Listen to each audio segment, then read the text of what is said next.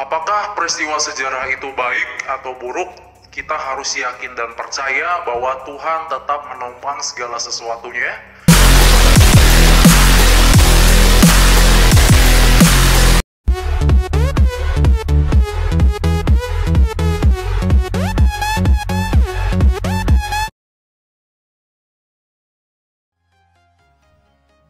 Halo Sobat Epic dimanapun berada, tetap semangat home learning-nya.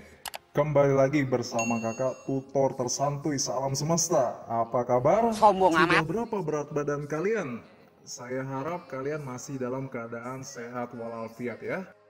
Nah, kalau pada video sebelumnya kita sudah belajar asal muasal nama Indonesia, pada video kali ini kita akan belajar sejarah Indonesia secara umum. Sebelum belajar, yuk pasang sabuk pengamanmu, kita akan meluncur ke TKP. Bangsa yang besar tidak bisa dilepaskan dari sejarah. Sejarah membuat kita belajar dan memperkaya pengalaman kita.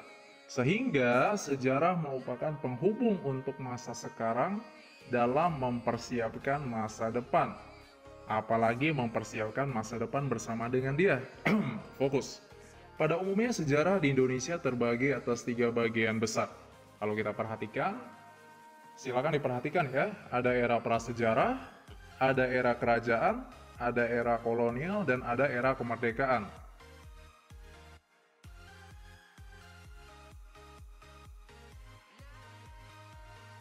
Nah, sekarang kita akan bahas era prasejarah.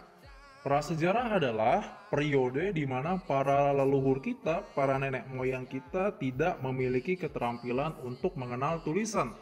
Pada masa ini mereka masih menggunakan peralatan yang sangat sekali sederhana. Mereka juga masih berpindah-pindah di dalam hal tempat tinggal atau bisa dibilang sebagai nomaden. Jadi mereka tidak memiliki tempat tinggal yang tetap. Namun, seiring berjalannya waktu, mereka sudah mulai menggunakan peralatan-peralatan yang sudah cukup kompleks, baik itu digunakan untuk bertani ataupun untuk berburu, sesuai dengan perkembangan zaman masa itu. Nah, pada masa prasejarah ini terbagi atas 4 zaman batu. Ada zaman batu muda, batu tengah, dan zaman megalitikum. Yuk, sekarang kita main tebak-tebakan. Ini gambar apa ya?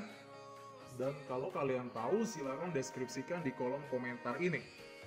Dimulainya era kerajaan di Nusantara ini terjadi sejak abad keempat. Hal ini dibuktikan dengan berdirinya Kerajaan Kutai sebagai kerajaan Hindu tertua. Kerajaan ini terletak di Muara Kaman, Kalimantan Timur, tepatnya di hulu Sungai Mahakam.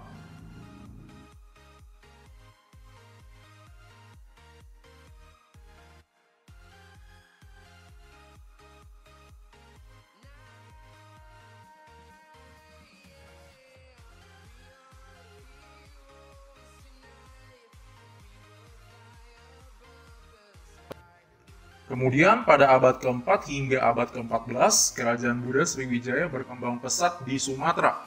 Pada puncak kejayaannya, Sriwijaya menguasai daerah sejauh Jawa Barat dan Semenanjung Melayu. Dan abad ke-14 ini juga merupakan saksi bangkitnya sebuah kerajaan Hindu di Jawa Timur, yaitu Kerajaan Majapahit. Gajah Mada adalah patih Majapahit yang berhasil memperoleh kekuasaan atas wilayah yang kini sebagian besarnya adalah Indonesia. Serta kekuasaannya juga meliputi hampir seluruh Semenanjung Melayu. Kemudian era kolonial. Pada masa ini adalah era di mana bangsa Eropa membangun koloni-koloninya di wilayah Asia. Jadi tujuan kedatangan mereka untuk berdagang, membangun kejayaan, dan menyebarkan agama Kristen. Berikut ini adalah negara-negara yang pernah menjajah Indonesia. Ya, ada Portugis, ada Spanyol, ada Belanda, Perancis, Inggris, dan terakhir adalah negara Jepang. Ayo, menurut kalian negara apa sih yang kalian sukai? Kalau saya sih lebih suka Jepang ya.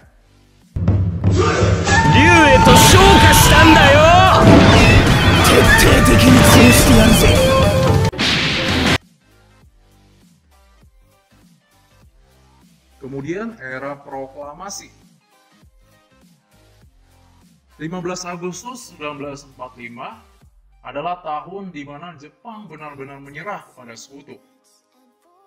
Jadi setelah dijatuhkannya bom atom pada kota Hiroshima dan Nagasaki, Jepang itu benar-benar menyerah kepada sekutu. Ya. Kemudian pada dini hari tanggal 16 Agustus 1945, pemuda-pemuda kita ini membawa Pak Soekarno bersama istrinya, anaknya, dan Bapak Muhammad Hatta. Mereka semua dibawa ke Rengas Dengklok. Kapan ya aku bisa diajak ke sini sama kamu?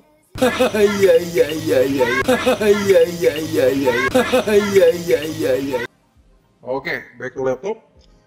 Tujuannya supaya Pak Karno dan Pak Hatta itu tidak terpengaruh oleh Jepang. Jadi mereka dibawa ke Rengas Dengklok supaya mereka itu tidak gampang dipengaruhi oleh Jepang. Karena Jepang itu sangat menginginkan Indonesia tetap dalam cengkraman mereka. Mereka tidak ingin Indonesia itu merdeka. Jadi para pemuda ini memiliki satu ide yang baik ya, supaya Pak Soekarno dan Pak Hatta ini lepas dari pengaruh bangsa Jepang.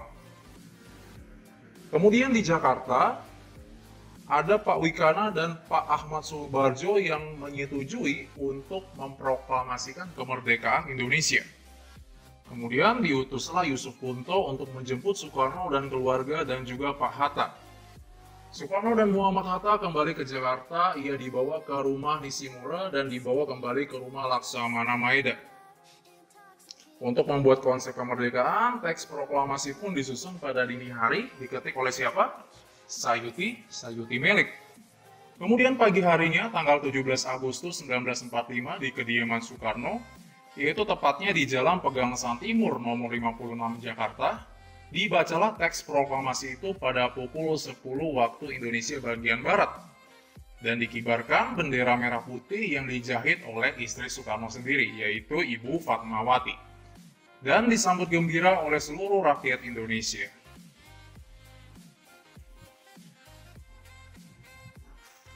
Setelah itu, tanggal 18-nya, PPKI mengambil keputusan mengesahkan Undang-Undang 1945 dan terbentuklah NKRI, Negara Kesatuan Republik Indonesia. Yang lebih kerennya lagi, terpilihnya juga Soekarno dan Muhammad Hatta sebagai Presiden dan Wakil Presiden Republik Indonesia.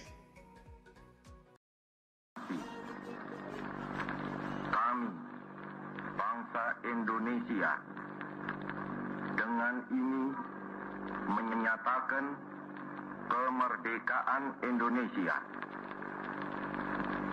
Hal-hal yang mengenai pemindahan kekuasaan dan lain-lain diselenggarakan dengan cara saksama dan dalam tempo yang sesingkat-singkatnya.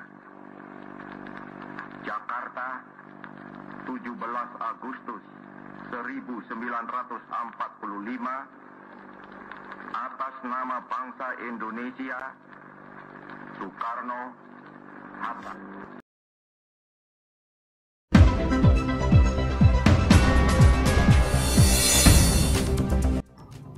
Serangkaian peristiwa sejarah yang manusia alami tidak lepas dari kedaulatan Tuhan yang menopangnya. Apakah peristiwa sejarah itu baik atau buruk? Kita harus yakin dan percaya bahwa Tuhan tetap menopang segala sesuatunya dan Tuhan turut bekerja di dalamnya. Ada maksud Tuhan yang ingin Tuhan beberkan kepada kita melalui setiap peristiwa sejarah supaya manusia bisa belajar di dalamnya. Biarlah momen-momen ini menjadi kairos bagi kita. Nah, apa itu kairos? Kairos itu adalah bagaimana kita memanfaatkan waktu dengan sangat berharga sekali. Jadi misalnya ketika kamu mengalami masa-masa liburan ini, kamu bisa memanfaatkan waktu kamu dengan bijak. Kamu mengasah keterampilan kamu mengasah skill ataupun talenta yang Tuhan berikan kepada kamu. Dan biarlah setiap talenta yang kamu asah, setiap skill yang kamu asah itu untuk menggenapi tujuan Allah di dalam kehidupanmu. Demikian pelajaran sejarah hari ini, ya, sejarah singkat. Sebelum saya menutupnya, silakan jawab pertanyaan di bawah. Heroes tonight.